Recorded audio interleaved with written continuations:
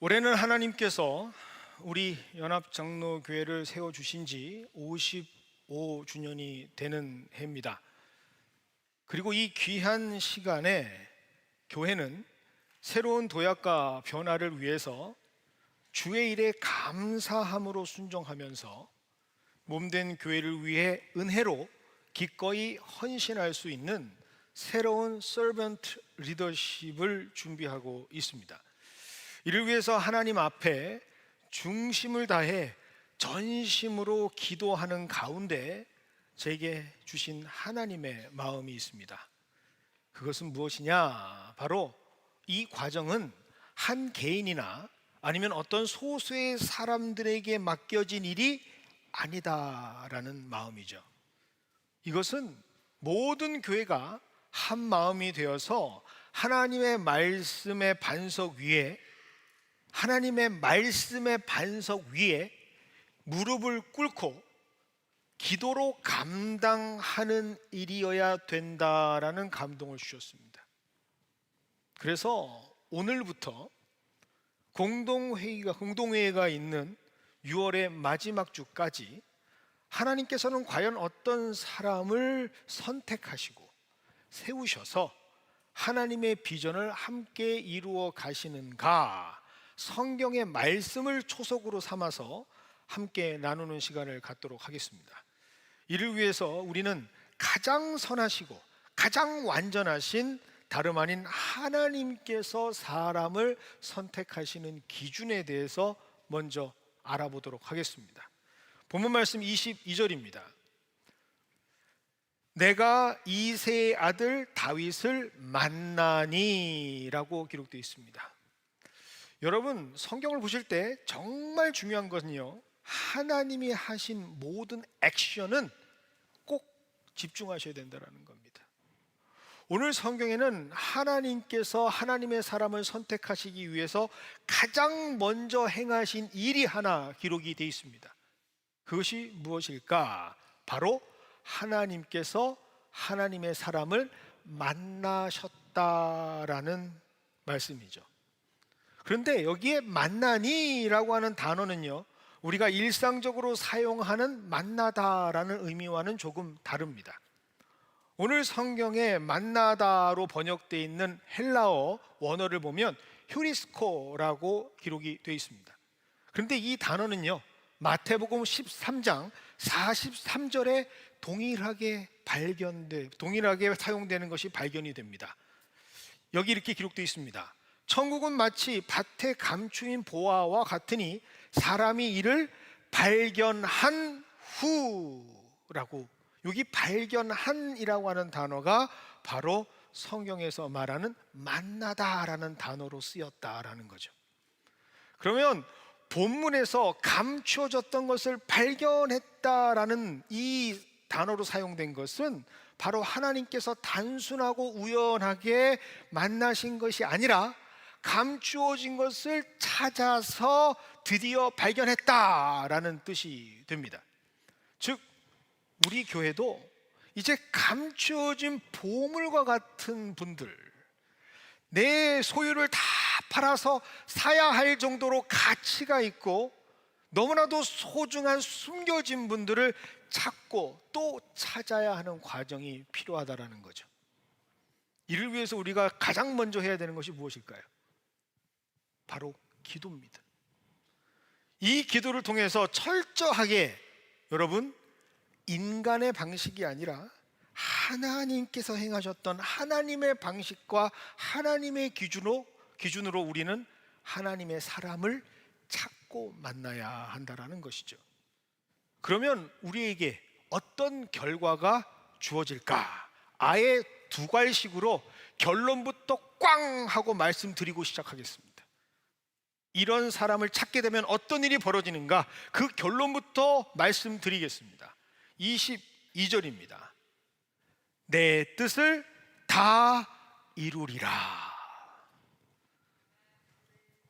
내 뜻, 여기에서 내 뜻은 누구 뜻일까요? 하나님의 뜻입니다. 이것이 바로 우리 연합교회가 2024년도 하반기에 감당해야 할 몫이죠. 그렇다면 구체적으로 하나님은 어떤 기준으로 하나님의 사람을 만나고 발견하셨던 것일까? 다시 한번 22절을 보겠습니다. 굉장히 중요한 절입니다. 22절.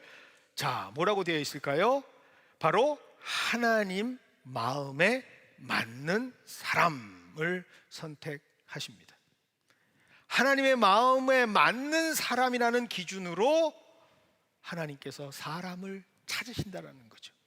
자, 그런데 하나님 마음에 맞는다, 이게 무슨 뜻일까? 우리 대충 넘어가면 안 됩니다. 굉장히 중요한 말씀이에요. 여러분, 우리나라 말로는 마음에 합한이라고 되어 있지만 동사처럼 보이죠? 그런데 원어를 공부해 보면 카타라고 하는 전치사를 씁니다. 동사가 아니에요. 전치사예요. 그런데 그 전치사는 무엇을 의미하느냐? 무엇의 뒤를 쫓다, 무엇을 따라가다 라는 뜻을 가지고 있는 겁니다. 그러면 원어적 의미로 다시 한번 오늘 말씀을 풀어보면 뭐라고 되어 있는가? 내 마음을 어떻게 한다고요?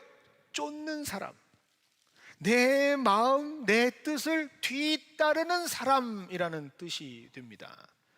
즉, 하나님께서 선택하시는 사람은 하나님의 뜻을 거스르지 않는 사람, 하나님의 뜻에 앞서지도 않고 오직 그 뜻만 쫓는 사람을 의미합니다. 어떤 사람이 이런 사람일까요? 바로 하나님과 같은 마음을 가진 사람이다 라는 뜻이죠. 이거 굉장히 중요합니다. 왜냐? 하나님께서 하나님의 사람을 선택하시는 이유가 뭐라고 했죠 오늘? 하나님의 뜻을 이루시기 위함이기 때문입니다. 오늘 통역하시는 우리 한세희 집사님께는 죄송하지만 본문에 없는 설명을 하나 하겠습니다. 여러분, 만약 사랑하기만을 위해서 찾으신다면 굳이 사람을 선택하실 필요가 없어요. 우리에게 한없는 사랑을 주시는 것이 하나님께서 하시는 것이라면 굳이 사람을 찾아서 세울 필요가 없어요. 그런데 완전히 달라져요. 하나님 목적 뭐라고 돼 있죠? 주의 뜻을 이루기 위함이다 라고 돼 있습니다. 여러분 자녀 사랑하는 거 아무 문제 없어요. 그런데 만약에 여러분들의 뒤를 잇는 후임이라고 생각하시면, 하나님께서 세우신 가족이라고 하는, 기업이라고 하는 하나님의 믿음의 대대손손을 이어가야 할 유업을, 레거시를 끌고 가야 하는 사람이라면, 그러면 사랑만으로는 부족합니다. 하나님의 뜻을 이룰 수 있는 사람으로 하나님께서는 세우신다라는 거죠. 이게 목적입니다. 그러기 위해서 뭐가 중요하다고요? 사랑받으려면 생각 달라도 돼요, 마음 달라도 돼요. 그런데 하나님의 일을 이루기 위해서는 뭐가 같아야 된다고요? 하나님과 마음이 같아야 한다라는 사실 꼭 기억하시기 바랍니다. 우리 교회에 세워지는 리더십이 바로 이러한 사람들이 되기를 원합니다. 오늘 성경에서는 그러한 사람을 콕 집어서 한 사람을 소개하는데, 그 사람이 바로 다윗이라는 사람입니다. 잘생겼죠? 차마 제가 전신을 다 보여드릴 수는 없습니다. 다윗, 하나님께서 얼마나 사랑하시는지, 흡족해 하시는지 성경에는요, 그의 이름이 몇 번이나 나올까요? 맞추는 분에게 하나님께서 상금 주실 줄 믿습니다. 1118번 나옵니다. 가장 많이 나오는 성경의 이름은 어떤 이름일까요? 예수님. 그런데 예수님 다음에 제일 많이 나오는 이름이 바로 1118번의 다윗입니다. 얼마나 하나님께서 흡족해 하시고 사랑하셨는지 알 수 있겠죠. 그래서 오늘은요, 이 다윗이라는 사람에 대해서 함께 알아가 보는 시간을 갖도록 하겠습니다. 먼저 하나님께서는 어떤 다윗의 모습을 보시고 그를 보물처럼 찾아서 선택하시게 되셨을까? 일단 시간의 흐름상 그가 하나님의 선택, 기름 부음을 받기 전의 모습부터 한번 알아보겠습니다. 여러분, 성경을 그냥 무대뽀로 읽으시면 안 돼요. 하나님께서 그를 선택하셨을 때, 기름 부으셨을 때 그 전에 어떤 모습을 보시고 하나님께서는 기름을 부으셨을 거 아닙니까? 그러니까 기름 붓기 전에 다윗의 모습을 함께 알아가 보겠습니다. 사무엘상 16장 11절입니다. 또 사무엘이 이새에게 이르되 내 아들들이 다 여기 있느냐? 이새가 이르되 아직 막내가 남았는데 그는 양을 지키는 자다라고 성경에 기록되어 있습니다. 자, 하나님께서 기름 부으심을 허락하시는 그 전 다윗은 이새에게도 인정받지 못한 막내 아들이었습니다. 그런데 그를 성경은 뭐라고 기록하고 있죠? 양을 지키는 자라고 기록하고 있습니다. 여러분, 사람들이 다윗을 바라봤을 때는요, 그냥 양치는 소년이었습니다. 그런데 하나님은요, 우리랑 달라요. 하나님은 어떻게 그가 양을 지키는 자였는지 아주 디테일한 모습까지도 보고 계셨다라는 겁니다.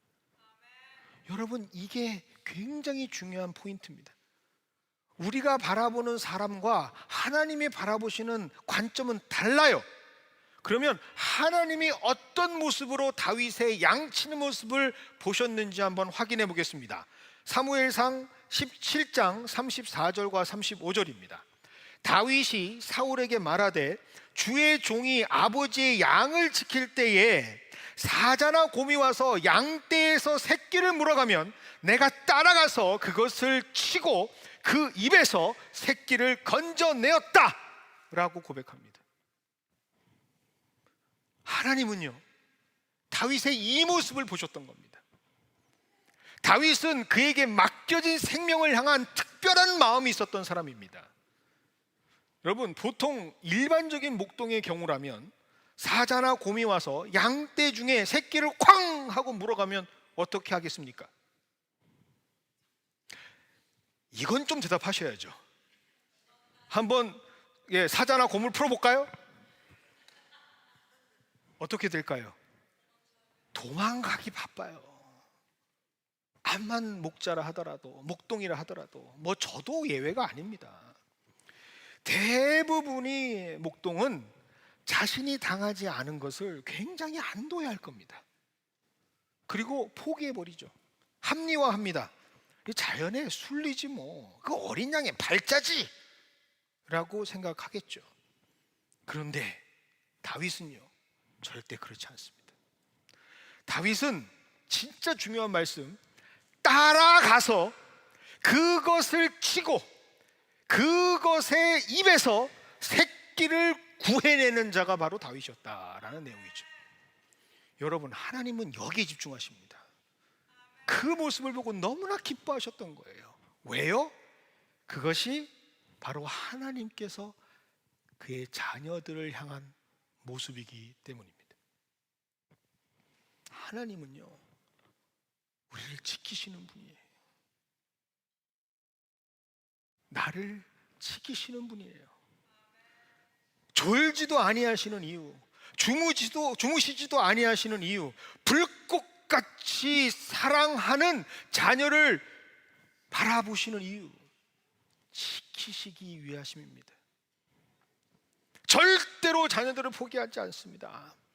잡혀갔다고 어쩔 수 없구나 하지 않아요. 쫓아가서 그 입에서 구원을 가져오시는 분이 바로 우리 하나님이에요. 그런데 그 하나님의 속성과 다윗이 닮았다라고 성경은 말합니다. 이것이 결정적으로 하나님께서 다윗을 선택하신 첫 번째 이유입니다. 여러분, 하나님께서는 사람을 선택하실 때 분명히 말씀드렸습니다. 목적이 있다라고 말씀드렸어요. 내 목적이 무엇인지 의미를 먼저 말씀하셨습니다. 뭐라고요? 하나님의 뜻을 이루기 위해서 선택한다라고 말씀하십니다. 그렇기 때문에 하나님 마음과 같이 생명을 위해서 자신의 목숨을 아낌없이 던져주는 그 모습이 바로 하나님 마음에 합한 모습이었다라고 오늘 성경은 말씀하시는 것이죠. 이러한 모습이요, 우리 성도들에게 있기를 원합니다. 교회를 섬기는 자들은요, 이렇게 다윗과 같은 마음, 이렇게 하나님과 같은 마음이 있어야 돼요. 어떻게든 생명을 지키려고 하는 마음, 사화자와 곰에게 물려가는 영혼들을 어떻게 해서든지 구원하려는 맡겨진 생명을 향한 기꺼이 희생을 감수하면서까지 구원하겠다는 강한 책임감을 가지고 있어야 합니다. 그것이 바로 하나님께 선택을 받을 수 있었던 가장 우선시되는 기준이라는 사실을 꼭 기억하시기 바랍니다. 두 번째는 무엇일까? 하나님께서 다윗을 선택하신 두 번째 우리가 집중해야 되는 내용은 무엇일까? 바로 사무엘상 17장 26절입니다.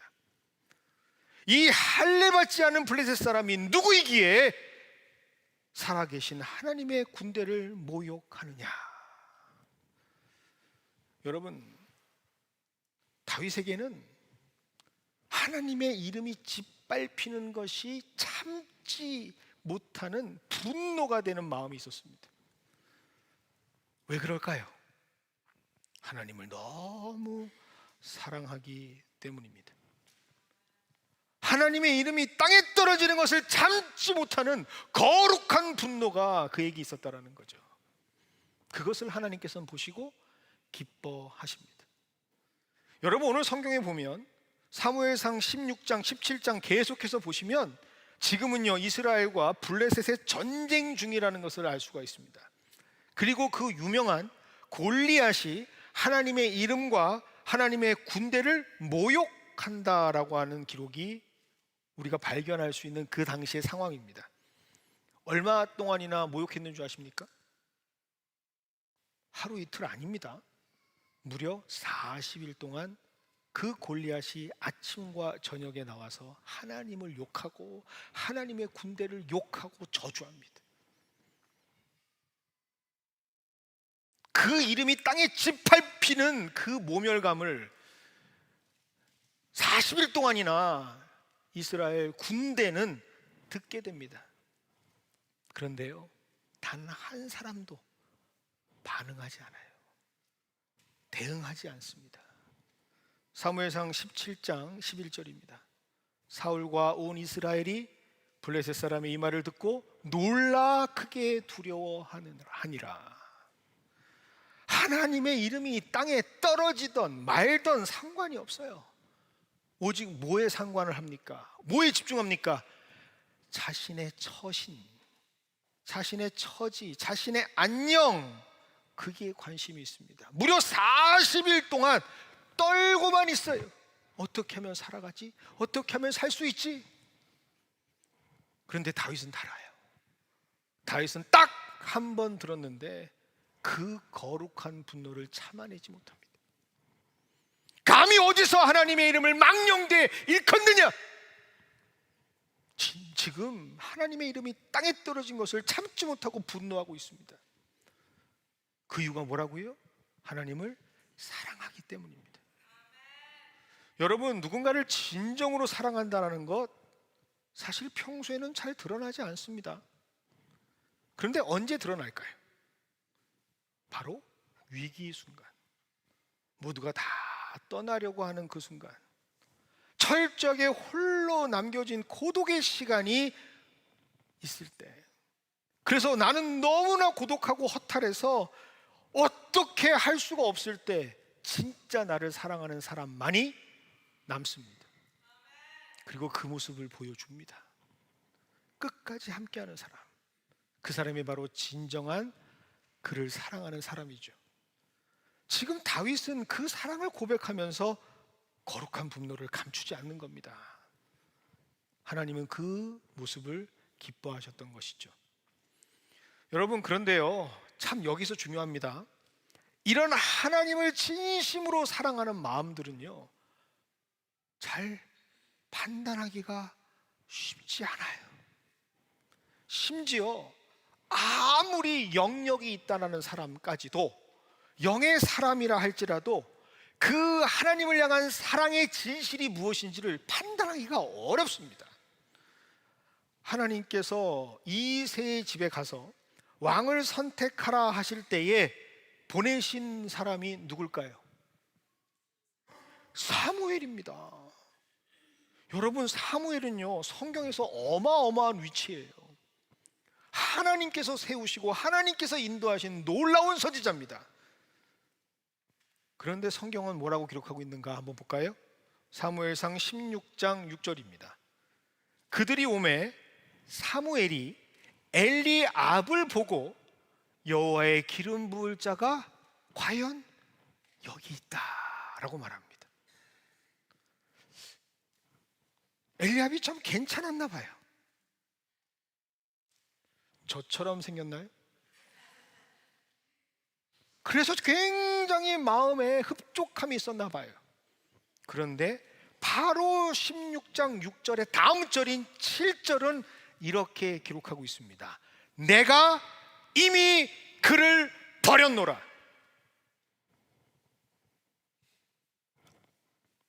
엘리압은 이미 버려진 자. 그런데 사무엘은 하나님께서 이미 버린 자를 보고, 와, 하나님의 사람이 여기 있구나라고 지금 선택한다라는 사실. 여러분, 엘리압이 얼마나 무엇을 잘못했기에 그랬을까 궁금하지 않으세요? 궁금하지 않으세요? 어떤 하자가 있었기에 그렇게 하나님께서 저주처럼 내가 이미 버렸다, 그런 모습을 하나님께서 말씀하셨을까? 여러분, 말씀드렸습니다. 하나님께서는 사람들이 보지 못했던 양을 쳤던 다윗의 모습을 상세하게 보시듯이 그 큰형 엘리압의 무엇을, 중심을 아주 상세하게 보고 계셨던 거죠. 그 치명적인 잘못, 그의 실조는 무엇이었느냐? 바로 극단적인 이기주의자였다라는 사실. 모든 것이 자기 중심으로 돌아가야만 직성이 풀렸던 자가 바로 엘리압입니다. 사무엘까지도 예상했듯이 스스로 알아요. 엘리압도. 왜? 여러분, 죄송해요. 원고에 또 없어요. 미안합니다. 잘생긴 사람들은 스스로 알아요. 내가 잘생겼다라는 걸. 자세부터 다르지 않아요? I'm confident. 예쁜 사람은요, 스스로 알아요. 너 괜찮다? 알아요. 그게 자존감이고 자존심이에요. 엘리압도 알았어요. 우리 가족 중에 기름 부음을 받는다면 다름 아닌 내가 기름 부음을 받겠다라는 것을 알고 있었어요. 그렇게 예상하고 있었어요. 그런데 전혀 예상에도 없었던, 아버지한테도 인정받지 못했던, 선보는 자리에도 포함되지 않았던 막내 다윗이 딱 주인공이 되니까 엘리압은 그 인정받지 못함에 굉장히 괴로워하기 시작합니다. 그리고 그 마음이 계속해서 그를 죄인으로 만들어 갑니다. 그 분노를, 그 불편함을 여과 없이 드러냅니다. 숨길 수가 없어요. 그리고 하나님께서 사랑하는 사람, 하나님을 사랑해서 거룩한 분노를 지금 내고 있는 다윗에게 괜한 화를 내고 있습니다. 그게 바로 사무엘상 17장 28절의 말씀이죠. 큰형 엘리압이 다윗이 사람들에게 하는 말을 들은지라 그가 다윗에게 노를 바라여, 체크, 별표하세요. 그가 노를 바라여 이르되 내가 어찌하여 이리로 내려왔느냐? 들에 있는 양들은 누구에게 맡겼느냐? 너는 내 교만과 내 마음의 완악함을 아노니 내가 전쟁을 구경하러 왔구나. 갑자기 다윗을 공격합니다. 다윗을 보고 교만하다, 너는 마음이 완악해, 이런 전쟁이나 구경하러 온 놈, 양을 어떻게 하고 와서 노를 냅니다. 화를 냅니다. 성경은요, 오늘 이것을 아주 상세하게 기록하고 있습니다. 왜일까? 왜 성경은 지금 엘리압의 심리 상태를 초점을 맞추어서 고발하고 있는 것일까? 그의 중심이 그랬기 때문에 그렇습니다. 결국 자신이 선택받지 못한 사실로 인해서 모든 것이 다 꼬여져 버린 사람, 그 사람이 바로 엘리압입니다. 여러분, 엘리압은요, 군인으로 증병이 돼서 지금 전쟁터에 나와 있는 사람입니다. 그 사람은 군인이에요. 그런데 40일 동안 한마디도 못했던 사람 아닙니까?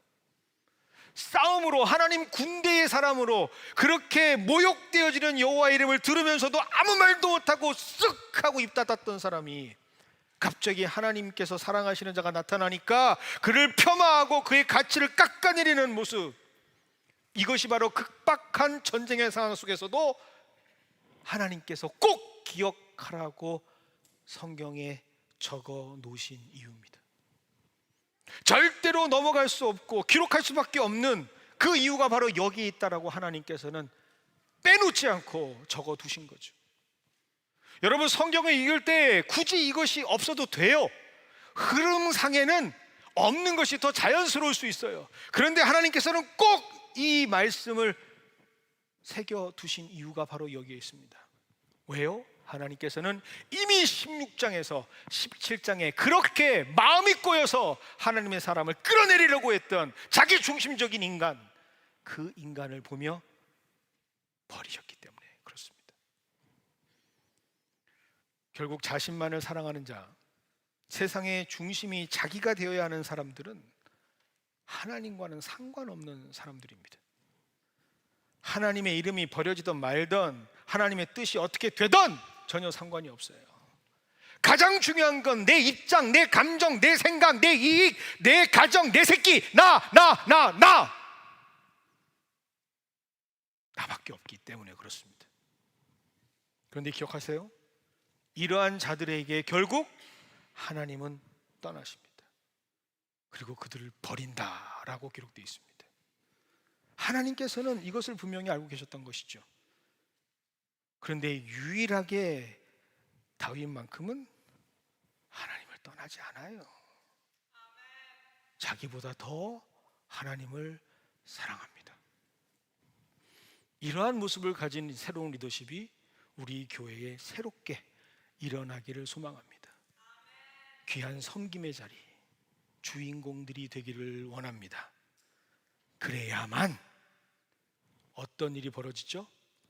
하나님의 뜻이 이루어지는 교회가 될 수 있기 때문입니다. 오늘 본문 마지막 절 23절은 이렇게 기록하고 있습니다. 하나님이 약속하신 대로 이 사람의 후손에서 이스라엘을 위하여 구주를 세웠으니 곧 예수라. 결국 하나님께서 궁극적으로 소망하시면서 이끌어 가시는 하나님의 뜻이 이루어지는 그 주인공은 누구였을까요? 예수 그리스도입니다. 그리고 오늘 성경은 말씀하십니다. 그 예수 그리스도가 무엇을 위해 오셨다고요? 이스라엘을 구원하시는 구주가 되기 위해 오셨다라고 말합니다. 결국 하나님의 최종적 목적은 철저하게 나를 위해 살아가는 게 아니라 누굴 위해 살아가요? 너를 위해 살아가는 타자적 존재라는 거죠.